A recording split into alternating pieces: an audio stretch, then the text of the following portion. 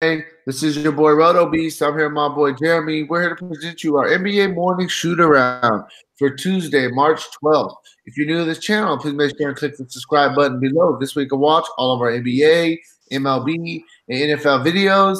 And if you haven't came and checked out our website here at dfscheatsheet.com, you're absolutely missing out. We have all the tools to help you compete with the pros day in and day out, including a complete optimizer, tons of content, daily Fanduel and Draftkings cash lineups. Hey, we're truly a one-stop shop for all your DFS needs. So make sure to come check out the site here at dfscheatsheet.com. So hey, what up, Jeremy? How you doing, bro? Yo, what up, man? How you doing? Yo, what up? I'm ready to put tonight behind us and move on, bro. How you doing today, bro? Can you hear me? Yeah. All right, sorry. I thought I lost you for a second. Yeah, man. So anyways, hey, rough night tonight for me personally. Absolutely got my ass handed to me. It is what it is. DFS. Move on to the next slate. Just catching some bad breaks. I mean, that's really what happened with me. But hey, it is what it is. It had the right plays. It just didn't work out. Ton of blowouts, etc. tonight. How'd you do tonight, Jay? I'm ready to move on, bro. It was a rough one. I think that the screenshot I sent you, I had 8 of 150. Yeah. One of them actually got top 25, so in a tournament, so it helped me make some of it back. But as a whole, my core just didn't come through. I mean, Buddy Hield was a complete bust tonight. 3 of 12 in the first half. I think he was like 4 of 17 on the night.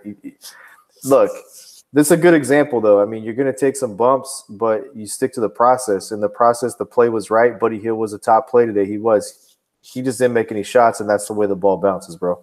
Yeah, for sure. One guy I do want to take a little bit of credit for is I mentioned today that I really liked Alan Crabb, and he was due for a monster game starting at a very cheap price tag, and he had almost 10x tonight. Got you 32 fantasy points. So that was a really good call right there. You got to take the good with the bad. Let's move on. I'm ready to jump into this slate. You ready to go? Yep. We got 7 games. Real quick, before we do jump into this slate, if you guys don't mind, please take that quick second. Click the like button down below for me. Helps me out. Really, really appreciate that from you guys. And yeah, man, let's just jump into these games. So the first game we're going to go with is going to be the Cleveland Cavaliers going into Philadelphia to face the 76ers. This game has a 222.5 over-under, and Philadelphia is favored by 13.5 in this one. Look, Kevin Love, we already know he's going to be out. They announced that this morning that he would play today and that he would be out for tomorrow. He's out. Looks like Larry Nance will remain out. You already know Tristan Thompson's not back. So that puts their only big guy, Zizic, and it puts Marquise Chris firmly in the mix. Again, he got ejected tonight. We'll have to see if he gets suspended. But I don't see him being suspended. And if he does get suspended, I think he should appeal it. That's just my own personal take on it. I don't know how many people saw it or are aware that he got into it with Serge Ibaka tonight. Really, Ibaka is the guy that I think should be suspended for at least 3 games. I don't know if you saw it, but yeah. I mean, Ibaka he kind of tripped himself, and then when he got up, he just went straight for the throat of Marquise Chris, and then he threw a haymaker and missed. And then, I mean, the messed up part about it is that if you're a man, you can't just sit there and let somebody whoop your ass. You have to defend yourself. And the unfortunate thing is both players got ejected. Chris was an under-the-radar play today, I believe. And, if he's not suspended and he isn't play tomorrow with all the guys they have out, and if he does get the start, he will be the premier drop spot on the slate, in my opinion. We've seen him as a drop spot play, get you 10x before. He would be really the only guy outside of Brandon Knight that I would look at as a staple play for a drop spot. Brandon Knight with a nice game tonight. I think we had 25 fantasy points. And then you have to mention Colin Sexton and Cedi Osman. I mean, both these guys are playing really well. They're very fair mid-tier plays. They're mostly tournament plays, but they're definitely in play, especially with Love and Nance both going to be out. Colin Sexton at 5.4. The guy's playing a ton of minutes. And Osman at 5.8, another monster game tonight he puts up. So, they're both in play. But outside of that, Marquise Chris and Zizic they should go to the starting lineup, and they both should be very solid value plays tomorrow. Yeah, on the 76ers side of things, I mean, this is the second end of a back-to-back for the Cavs. I definitely think this game could get out of hand. The 76ers are starting to get healthy again. We do know Jimmy Butler is out tomorrow for rest. That does give a boost to the other starters. Redick, 5.5. I think he'll get a couple extra minutes possibly. I like Reddick. I really like him at that price tag. Ben Simmons, 10,000. If Butler's out, I would say, ooh, I love Ben Simmons. But the problem is now we got Joel Embiid back in the mix. We know his massive usage rate. Tobias Harris, 7.4 is a fair price tag. James Ennis, if he's going to get, he's played 15 and 17 minutes, I think, his first two games. If he's going to get, 27, 28 minutes in that starting role, in place of Jimmy Butler, then I think that he's a really, really good play, and you can use him as a drop spot if he's going to be in that starting role and play some minutes. So I like him. Outside of really the starters, I'm not really interested in none of the other guys. I mean, they got a lot of guys that are in the mix, and everybody's getting a little bit of run. Amir Johnson, Bolden were playing good, but now you got Embiid back. He's going to get his minutes. Boban's back as well. So, yeah, man, it's really just a starter for me on the 76ers, and that's about it. I would disagree with you just on one point. I think that you have to take a look at TJ McConnell in the spot without Jimmy Butler. TJ McConnell's coming off the bench, and he's playing well as it is. And he was, granted they didn't have a center. They were playing smaller. But without a shooting guard and Jimmy Butler on the floor, I think that you go right back to TJ McConnell as a solid value play on the slate. I could see 20 minutes easy out of him at 3.6, and we know what he brings to the table. And I don't see Boban playing 20 minutes. I see Boban, if he plays at all, playing 12 to 15 minutes. Joel Embiid's not going to play 48 minutes. They're going to play small at some point, and TJ McConnell's the guy they're going to do it with. Yeah, I mean, he saw a GPP play. I'm not really looking at it, but I definitely see your point with Jimmy Butler out. Moving on, next game we're going to go with is going to be the New York Knicks going into Indiana to face the Pacers. This game has a 212 over-under, and Indiana's favored by 12 in this one. So DeAndre Jordan's back. Noah Vonleh's price has gone up. Dennis Smith playing right at 28 minutes. Mitchell Robinson back to the bench. So what do you do with the Knicks? Look, I think the same guys are in play that are always in play here. Kevin Knox's price is extremely depreciated. He was over 6,000 just a couple of weeks ago. Your guess is as good as mine with what you do with the Knicks. I mean, Dennis Smith Jr., I have no problem playing him. We talked about it before where you could load up 2 point guards from the same team in tournaments and be different. I definitely think you can load up Dennis Smith and Moutier if as long as Nicolina is out. We know Moutier is going to be the first guy off the bench for them. So I don't have a problem with that. I also like Trier. I'm going to continue to like Trier and Damian Dotson. I like both those guys. They're playing a lot of minutes. Outside of that, you can't really trust anybody else. Yeah, on the Pacers side of things, their projected score 112 points. So we got to like some guys. I was really liking Miles Turner and Thaddeus Young these past few games when Sabonis is out. Sabonis, has come back now. He's back right in that rotation. And they're all fair price. I think you can use all three big guys for the Pacers as GPP plays going against the Knicks. None of them is really, really standing out to me with the little 3-man rotation, though. Collison, he's been playing very well, all year whenever Oladipo has been out. And, now that Oladipo's out, definitely he's kind of taken over the role of being the leader of this team. 6,800, I think he gives us a solid floor, probably a little bit more of a GPP play. Bogdanovich, his price tag is up. I mean, he's scoring the ball more. He's playing well. Wesley Matthews is getting some minutes. I mean, I could see all of these Pacer guys, in the starting lineup kind of as GPP plays along with the bonus, possibly, Joseph. But, I mean, they got a lot of guys. I mean, what do you like on the Pacers? Nobody. Yeah, I mean, they're starting to get healthy again, I think there's guys that are fine in tournaments. Miles Turner's fine in tournaments. I think Darren Collison is fine in tournaments, but outside of that, there's a logjam everywhere else. There's not really a logjam is at center, right? Because like you said, it's a 3-man rotation, but it's really a 2-guy rotation with Sabonis and Thaddeus Young, where Sabonis is the guy who gives Miles Turner a breather. And then when Miles Turner comes back, usually Thaddeus Young will go off or Thaddeus Young. That's the rotation. So he plays a backup for both of them. Right. So Miles Turner is the guy. I mean, his minutes are safe. So, there's not a logjam at center, and there's not a logjam with Collison. I mean, Corey Joseph's played everywhere besides point guard. I know he plays backup point guard, but when he gets extended minutes, it's not cutting into Collison.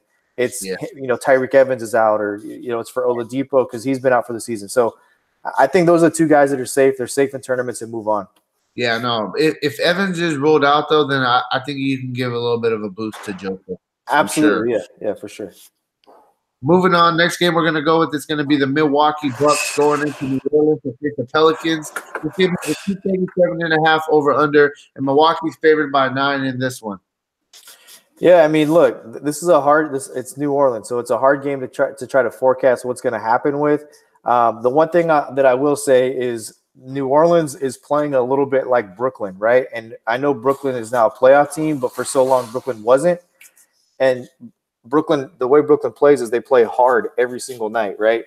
These young guys are playing hard.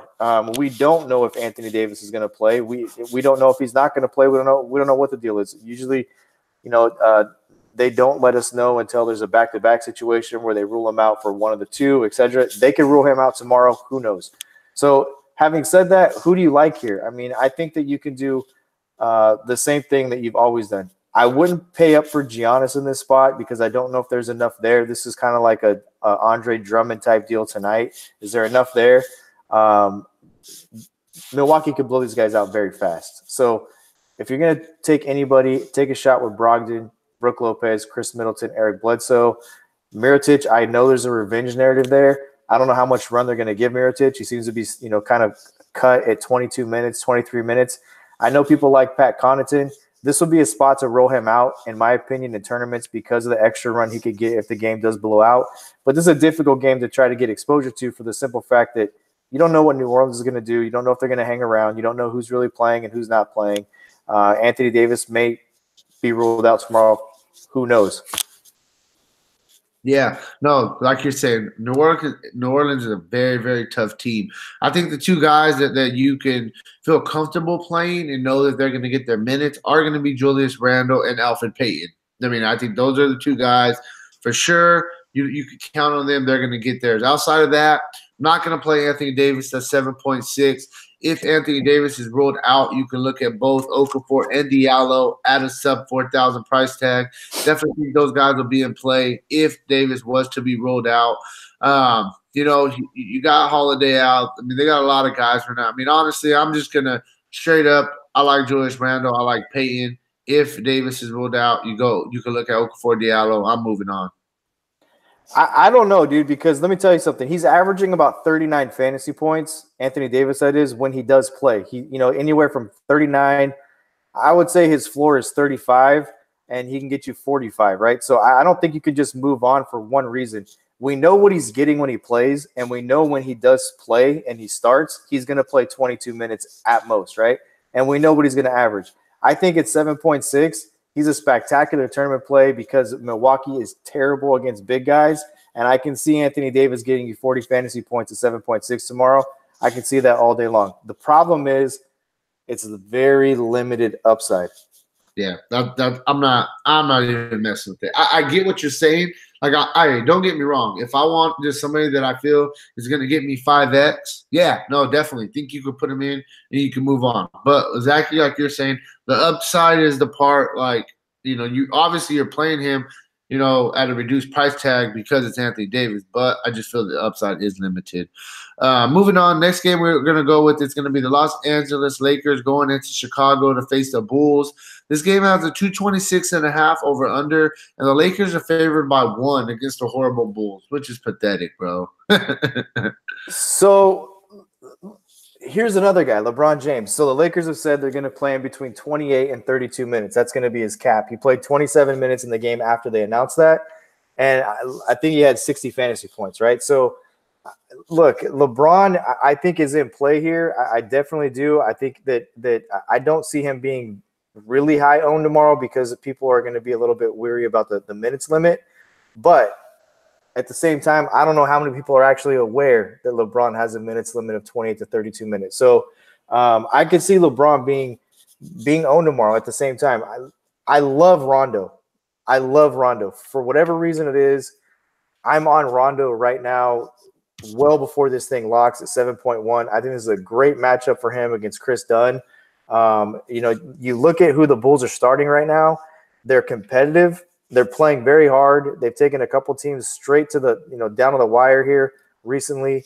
But I love Rajon Rondo. Look, if Kyle Kuzma can't go tomorrow, you can start looking at other guys as well. But you have to look at Reggie Bullock, who's playing almost 28 minutes at 3.8. this is a familiar opponent. Came from Detroit, played Chicago 4 times a year. You have to look at him. McGee at 4.5. The problem is the minutes aren't there, right? If Tyson Chandler's not going to play, Kyle Kuzma's not going to play, and McGee's going to play 20 minutes at 4.5 against the Bulls, you take that as well and you move on. So you have to look at the Kyle Kuzma situation, because if Kentavious Caldwell-Pope is going to start at 3.5, there's another minimum value guy that you can load in your lineups.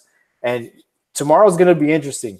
It's all about news here, right? Because there's guys, we've already named 3, with Kentavious Caldwell-Pope being the 3rd guy at minimum value that you could possibly load up, who's in a really good spot, who's going to start.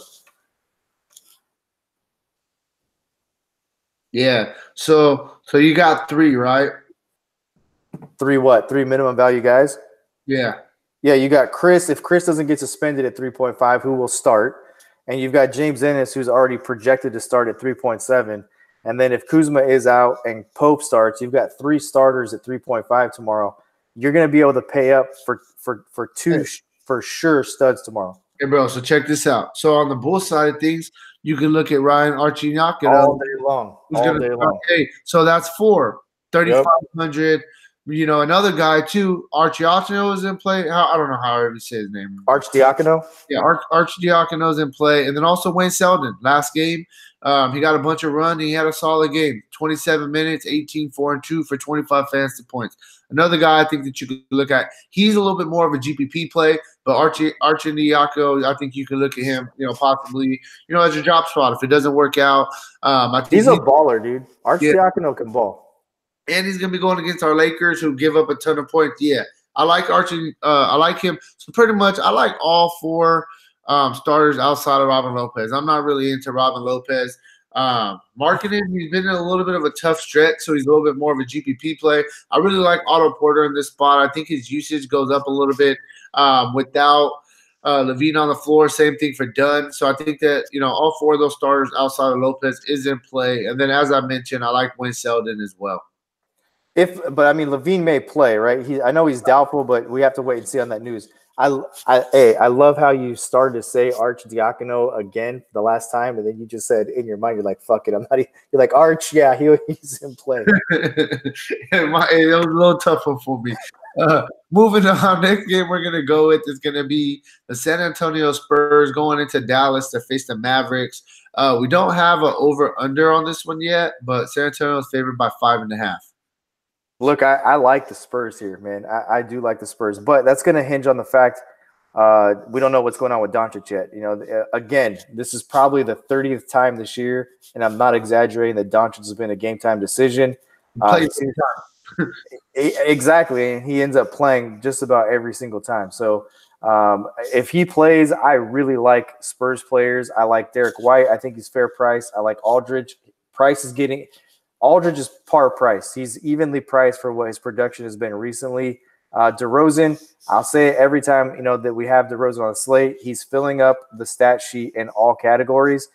The only thing with DeRozan, though, it seems like his upside is not there consistently like it was when he was in Toronto, where he could go out and score 40 points. That just doesn't seem to be there in San Antonio, and that could just be because of the fact that he's acting more like a point guard. But Bryn Forbes at 4.1, very fair play. We have to see what's going on with Rudy Gay. You are not going to want to miss our NBA Live segment tomorrow, because there's going to be the slate is going to be very dependent on a lot of these players that are game time decisions currently. Rudy Gay is another guy. Yeah, for sure. On the Mavericks side of things, there's a couple guys in the starting lineup you can look at. Dwight Powell, 7,000. The price tag's up. He's getting consistent minutes. I think he's a solid play. The price tag's probably a little bit more than I want to pay for him. But I think you could throw him in a couple lines for GPP. Doncic, if I'm going to say he's going to play. I expect him to play. 10,000. The guy's triple-double upside any night. He's in play. GPP as well, just because it's a 10,000 price tag. I just don't know. I know he has a little bit of upside on that. I just don't know how much upside he's giving me on that price tag. Tim Hardaway's a guy that I think is very interesting in GPPs. He hasn't had that monster breakout game that we know that Tim Hardaway could have. 5,500 is a very fair price tag. He's getting minutes right around 30 minutes. So the minutes are there, and he's bound for the monster game. It's coming. I think he's a good GPP play. Outside of those 2 guys in the starting lineup, Dirk, he's kind of on this last home stretch. For the most part, he's playing close to 20 minutes a game, 3.6. I think he's a solid, pretty much minimum price job spot play. Probably a little bit more of a GPP play, though. Some of the other guys that we mentioned, I think, are a little bit safer. But you can look at him. Outside of that, I don't really like nobody else for Dallas. Did I miss anybody? I don't know. Did you mention Powell, right? Yeah, I mentioned Powell. No, Dirk. Yeah. Keep playing Dirk. That's all I can say. That's what I said. I like Powell, Doncic, Hardaway, and Dirk. That's it. Moving on. Next game we're going to go with is going to be the Minnesota Timberwolves going into Denver to face the Nuggets. This game, we don't have an over-under yet, but Denver is favored by 10.5 at home. Yeah, so, we don't know what's going on with Towns. I could have swore he tore his ACL when I saw the injury happen. I have a hard time believing that he's going to play tomorrow, but we'll see. Wiggins, another guy. Look, this is another game where we've got guys that are game-time decisions that have big, impactful repercussions. If Towns is out, I think you go right back to Taj Gibson. It's a good spot for him. Dario Saric, three-point shooting guy. Keita Bates-Diop, nobody was on at all. Loaded him up on Sunday. And the guy played really well. I think he had almost 40 fantasy points. So he'll be popular in this spot if Towns and Wiggins are both out. This is another game, though. We're going to have to update this game as part of our NBA Live segment because it's too early to give you recommendations. There's too many implications based off of Karl-Anthony Towns playing or not playing and Andrew Wiggins playing or not playing. But, if Wiggins doesn't play, Derrick Rose at 5.1, very fair price. Jeff Teague will see a lot of usage. The problem here is that Denver is a great defensive team. Right, for sure. On the Denver side of things, hey, you can play all 5 starters. They're all legitly in play. Millsap, Murray, GPP plays. Barton, 5,900. I think you can look at him in cash. Gary Harris, 4,800 back in that starting lineup. He's possibly right back in cash game consideration as well. Jokic, 11,000. If Karl-Anthony Towns is out, Jokic is just going to absolutely eat. They got no other big guy that could really guard Jokic. So I think he could have a field day. So if Towns is out, which like you say we expect, yeah, Jokic is a really, really good play. Outside of that, they got a lot of guys coming off the bench. The only guy that really is out that matters is Lyles. It gives Mason Plumlee a little bit of a bump coming off the bench. He's going to play the backup center and the backup power forward, kind of like we talked about Sabonis in Indiana. So he's going to get his run. 4,400. I think this is a good price tag for Plumlee. He's definitely in play. Outside of that, the guard position, they just have a logjam. Isaiah Thomas, Beasley, Craig, Monte Morris, those guys are all fighting for some minutes off the bench. So I don't really know where to go with them. I'm really just going to stick with the 5 starters, Mason Plumlee, and that's really where I'm at with the Nuggets. Yeah, Malik Beasley and Mason Plumlee are 2 staple plays for me if Karl-Anthony Towns and Wiggins are out. I think those guys will get extended run. Look, the last thing I'm going to say on this game is this. If Wiggins and Towns are out, there's not one person on Denver's side that is safe in cash. Yeah, for sure. Game would probably turn to a blowout. But, hey, we got to wait and see what happens. Moving on, final game of the night, we're going to go with Portland Trailblazers going into L.A. to face the Clippers on the second end of a back-to-back. This one has a 231.5 over-under, which is the second highest implied total on the slate. Portland's favored by 2.5 in this one. Stack this game. I want to stack this game right here. You're going to need exposure to this game tomorrow night, starting with Damian Lillard at 9.2. I don't know how many people realize that this is one of the top teams in the East. A lot of people probably have realized that since Charles Barkley and Kenny Smith picked this team to go to the finals on national TV. But this is a top team in the West right now. Damian Lillard, man, 9.2. I love this price tag against this Clippers team. The Clippers came out and smashed Boston tonight. I really think that the Clippers on a back-to-back will loosen up a little bit defensively. I think this game will be more of a game that gets up and down the floor and have a really good pace to it. Because of that, you have to like Lillard. You have to like – this is a mismatch for Nurkic. There's nobody that could defend Nurkic. And as far as I'm concerned, looking at the center position, I would much rather have Nurkic playing in a meaningful game against the Clippers than I would have Jokic playing in a game against no center in Minnesota. So I like Nurkic a ton at 9,000. I think you're going to have no problem paying up for 3 or 4 studs tomorrow night. Lillard is a guy that I'm looking to pay up for. Nurkic, another guy I'm looking to pay up for. You look at the center position with Embiid going against Cleveland, that game should probably blow out. Will there be enough there for Embiid? So as far as cash games go, Nurkic is a very safe cash option in my opinion.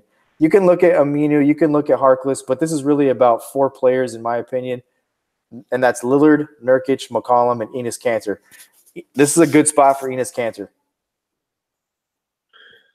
Yeah, on the Clipper side of things, there's a couple of guys I'm really, really liking in this game. I'm going to start with Zubac. I think he's a GPP play, the 5.4. He's getting the minutes. We know this guy. He's a solid, very consistent player. We've seen it, earlier in the year, as Lakers fans. So we know what he brings to the table. I like his price tag. I think he is in play, even on the second end of a back-to-back. You got to go with Patrick Beverley. The guy just has a crazy motor, 6.2, fills up the stat sheet. He's doing everything for this team right now. He's the leader. I like Patrick Beverley a lot, man. I've been watching the past couple of games, and the guy's just really he's been playing extra intense right now. He's really trying to drag this Clippers team to the playoffs, man. Bro, that's been Beverley for a long time. Last year, in fact, we faded point guards against Beverley because the guy would eat everybody up, and that's what he's doing right now. Right, but he just right now, just ultimate intensity, you know what I mean? He's always like that. But I just been watching, bro. He was in LeBron's face. He was in another big face. I forgot, but hey, I like Beverly. I like him. I think he's a solid. He was in Al Horford's face tonight, wasn't he? Yeah, exactly. Gallinari 7.3. He's really right now. I mean, it's arguable. It's very arguable. But Gallinari is their consideration as their best player. It's Gallinari, Lou Williams, Harrell are probably right there. Gallinari is their leading scorer. He's the guy that they really need. They lean on him. He plays a power forward, so the rebound numbers have been up as well. So sorry, I'm kind of rambling on. I'm just going to keep it simple. Zubac, GPP, Beverly, Gallinari in play. You could go right back to the Harrell and Lou Williams as well. I really, really love Lou Williams in this spot. I'm not worried about if he's going to be going against Damian Lillard and CJ McCollum, not worrying about that defense. So I like Lou Williams a lot in this spot. So that's really it for me, man. It's, like I said, Harrell, Williams, Beverly, Gallinari, Zubac coming off the bench. Yeah, man. Cool. Hey, that's all we got for you guys. 7 games wrapped up.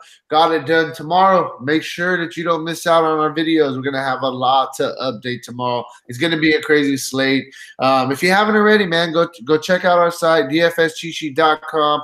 Got our MLB season-long pre-order special up $150. Get you all of our MLB package, including, our optimized lines, our optimizer, all of our content. Use promo code MLB50. Get the rest of NBA free. Hey, join the money team. Outside of that, talk to you guys tomorrow. Peace out.